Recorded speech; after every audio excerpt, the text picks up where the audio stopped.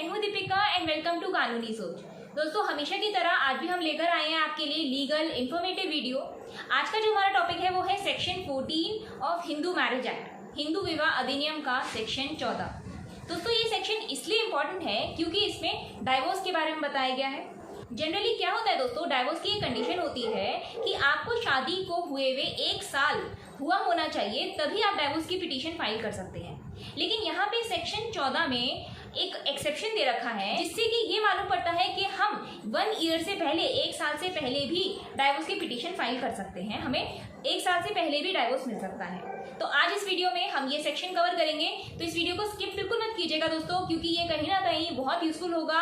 शायद आपका कोई केस चल रहा हो और आपको इस सेक्शन से मदद मिल जाए। दोस्तों, हमारी हमेशा यही कोशिश रहती है कि हम आपके लिए लीगल इंफॉर्मेटिव वीडियोस लाएं और बहुत ही इजी लैंग्वेज में लेकर आएं, ताकि आपको हर पॉइंट क्लियर हो और वो कहीं ना कहीं आपके केस में यूजफुल हो, आपके कहीं ना कहीं जो भी केस चल रहा हो उसमें आपको हेल्प मिले। और बदले में हम आपका सपोर्ट एक्सपेक्ट करते हैं कि आप हमारे चैनल को सब्सक्राइब करें और हमारा हौसला बुलंद करें। तो अगर अभी तक आपने हमारा चैनल सब्सक्राइब नहीं किया है तो प्लीज सब्सक्राइब कर लें और हाँ, नोटिफिकेशन बेल पे भी जरूर क्लिक कर लें, क्योंकि हम आपके लिए ऐसी लीगल वीडियोस रोजाना लाते रहते हैं और हमारी लीगल वीडियोस की अपडेट्स तुरंत आपके पास पहुंची। तो दोस्तों, बिना देर करे शुरू करते हैं आज के टॉपिक को। Section 14 of Hindu marriage act दोस्तों ये कहता है कि आपकी शादी हुए हुए 1 साल हुआ होना चाहिए, ये नेसेसरी कंडीशन है, तभी आप डाइवोर्स की पिटीशन फाइल कर सकते हैं। ये हमें सबको पता है। तो अब डाइवोर्स के दोस्तों 2 तरीके होते हैं, एक होता है म्यूचुअल कंसेंट से और एक होता है जब म्यूचुअल कंसेंट नहीं होती, उसे कहते हैं हम कंटेस्टेड डाइवोर्स। दोस्तों, डाइवोर्स के ऊपर भी मैंने कुछ वीडियोस बनाई हैं, उनका लिंक मैं डिस्क्रिप्शन बॉक्स में दे दूंगी। अगर आप चाहें, अगर आपका कोई डाइवोर्स केस चल रहा है तो आप उन वीडियोस को देख लें, पता आपको कोई ऐसी जानकारी मिल जाए जो आपको काम आए। तो दोस्तों, यहाँ पे हम शॉर्ट में डिस्कस कर लेते हैं। म्यूचुअल कंसेंट से जो डाइवोर्स होता है वो 13B में आता है, जब दोनों पार्टीज की सहमति है। और अगर वो कंटेस्टेड डाइवोर्स है तो उसमें कुछ ग्राउंड्स हैं जो सेक्शन 13 में दे रखे हैं। इस पे भी मैंने वीडियो बनाई है, आप चाहें तो वो देख सकते हैं। तो इसमें लेकिन दोस्तों ये कंडीशन होती है कि यहाँ पे आपकी मैरिज को 1 साल, करीब कम से कम 1 साल हुआ होना चाहिए, तभी आप जो है डाइवोर्स की पिटीशन डाल सकते हैं। लेकिन यहाँ कभी कभी ऐसा हो जाता है कि 1 साल तक बियर करना अपने पार्टनर को, इस मैरिज को, बहुत मुश्किल हो जाता है लोगों के लिए। वो कौन से केसेस होते हैं तो वो ही इस सेक्शन में मेंशन किया है। इस सेक्शन में ये बताया गया है कि अगर आपके साथ बहुत ज्यादा क्रूएल्टी हो रही है, एक्सेसिव हार्डशिप, एक्सेसिव डिप्रेविटी हो रही है, तो आप 1 साल से पहले भी अपनी डाइवोर्स की पिटीशन डाल सकते हैं। अब इन टर्म्स का क्या क्या मतलब है हम ये समझ लेते हैं। मतलब कि अगर आपके साथ इतना ज्यादा जुल्म हो रहा है कि आपसे सहन नहीं हो रहा है, आप 1 साल तक उस शादी को कंटिन्यू नहीं कर सकते हैं। अब ये जो क्रूएल्टी होती है दोस्तों, ये बहुत ही एक्सट्रीम केस वाली होती है। यहाँ पे आपको कोर्ट को प्रूफ करना थोड़ा मुश्किल हो जाता है, लेकिन नामुमकिन नहीं होता है। अगर जो सही में, जिनके साथ रियल में ऐसा हुआ है, तो वो आसानी से एविडेंसेस के साथ प्रूव कर सकते हैं कोर्ट में कि भाई मेरे साथ ऐसा ऐसा हो रहा है और मैं इस शादी को कंटिन्यू नहीं कर सकता। कुछ ऐसे एक्सट्रीम केसेस होते हैं जिन केसेस के लिए कोर्ट ने 1 साल से पहले भी डाइवोर्स का प्रावधान रखा है। मान लीजिए कि आपके पार्टनर का कोई एक्स्ट्रा मैरिटल अफेयर चल रहा है, तो ये बात जो है लोगों के लिए बियर करनी बहुत मुश्किल हो जाती है।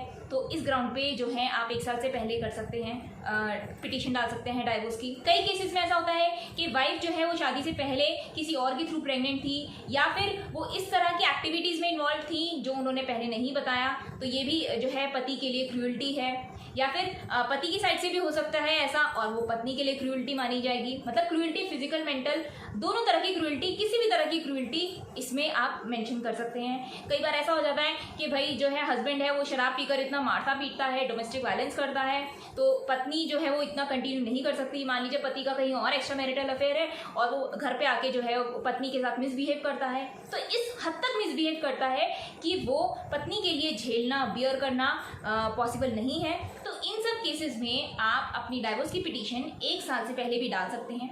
आपको कोर्ट को कन्विंस करना होगा, आपको अच्छा सा लॉयर अपॉइंट करके अपने सारे एविडेंसेस शो करके कोर्ट को सेटिस्फाई कराना होगा कि हाँ, मेरे साथ सही में ऐसी कंडीशन है और मैं 1 साल तक वेट नहीं कर सकता हूँ, मुझे तुरंत डाइवोर्स चाहिए। तो यहाँ पे अगर कोर्ट कन्विंस हो जाती है दोस्तों, आपकी पिटीशन से, आपके लॉयर की प्रेजेंटेशन से, जो भी सबूत है पेश करे आपने उन सब से, तो यहाँ पे कोर्ट जो है आपको डाइवोर्स ग्रांट कर देती है। लेकिन अगर कोर्ट को लगता है कि कुछ भी छुपाया गया है, जो सच है वो ठीक से बताया नहीं गया है कोर्ट में, कुछ भी कहीं पर भी अगर कोर्ट को लगता है कि जो दिखा रहे हैं वो सच नहीं है, वो एविडेंसेस से आर्ग्यूमेंट से सेटिस्फाई नहीं हुई हैं तो फिर वो आपकी पिटीशन को रिजेक्ट कर देगी, खारिज कर देगी, और फिर वो 1 साल के बाद ही आप डाल सकते हैं। जब आपकी शादी को 1 साल हो गया उसके बाद ही जो नॉर्मल प्रोसीजर है डाइवोर्स का, तभी आप डाल सकते हैं। सेक्शन 14 में कोर्ट कुछ पॉइंट्स को ध्यान में रखते हुए डाइवोर्स ग्रांट करती है। दोस्तों वो पॉइंट्स हम समझ लेते हैं। अगर कोई बच्चा है और वो 1 साल से, पति पत्नी जो है वो 1 साल से पहले डाइवोर्स के लिए पिटीशन उन्होंने फाइल कर दी है, तो कोर्ट बच्चे का भी देखती है, बच्चे के इंटरेस्ट के बारे में सोचती है कि बच्चा किसके पास रहना चाहिए, उसका फ्यूचर कहाँ ज़्यादा सेफ है, बच्चे का जो है वो फ्यूचर स्पॉइल नहीं होना चाहिए। तो इन सब केसेस पे भी जो है वो कोर्ट गौर करती है। सारी चीज़ें सुनने के बाद, सारी चीज़ें देखने के बाद, सारे फैक्टर्स एनालाइज करने के बाद कोर्ट ये देखती है कि अगर कोर्ट को लगता है कि दोनों पार्टीज के बीच में रिकंसिलिएशन हो सकता है, यानी कि हस्बैंड वाइफ का अभी भी स्कोप है कि वो एक हो सकते हैं, तो फिर कोर्ट उस हिसाब से फैसला करती है। दोस्तों हमारा कानून डाइवोर्स के मामले में इतना स्ट्रिक्ट इसलिए है, जो ये 1 ईयर की कंडीशन रखी गई है डाइवोर्स के लिए, वो इसलिए ताकि अगर कहीं ना कहीं थोड़ा सा भी 1% भी स्कोप हो, किसी की शादी टूटने से बच जाए, किसी का घर टूटने से बच जाए, किसी के बच्चे का फ्यूचर स्पॉइल होने से बच जाए, तो इससे अच्छी बात कोई नहीं होती। इसलिए ये 1 ईयर की कंडीशन रखी गई है। होता क्या है दोस्तों आजकल कि शादी होती है, नई नई शादी, थोड़ा बहुत सही रहता है थोड़े दिन, फिर थोड़ा बहुत झगड़ा होना शुरू हो जाता है, जहाँ तो हस्बैंड वाइफ जो है वो एक्सट्रीम केस में इतना ज़्यादा लड़ने लगते हैं कि वो डाइवोर्स की पिटीशन फाइल कर देते हैं गुस्से में आके।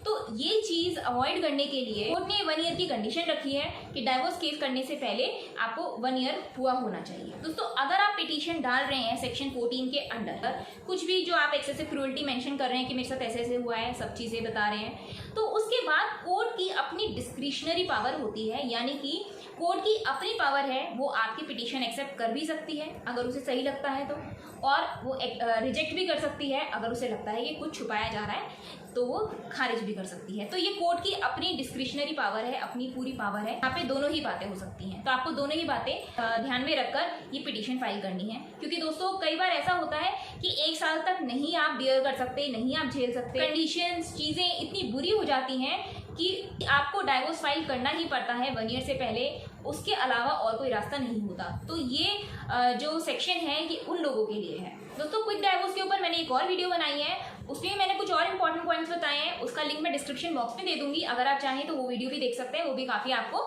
हेल्प करेगी आपके केस में। अगर ये वीडियो आपको पसंद आई हो, आपकी यूजफुल हो, तो इसे आगे लाइक और शेयर कर दीजिए, ताकि अगर कोई और भी ज़रूरतमंद हो, किसी का ऐसा केस चल रहा हो, तो उसे भी उसकी भी मदद हो सके।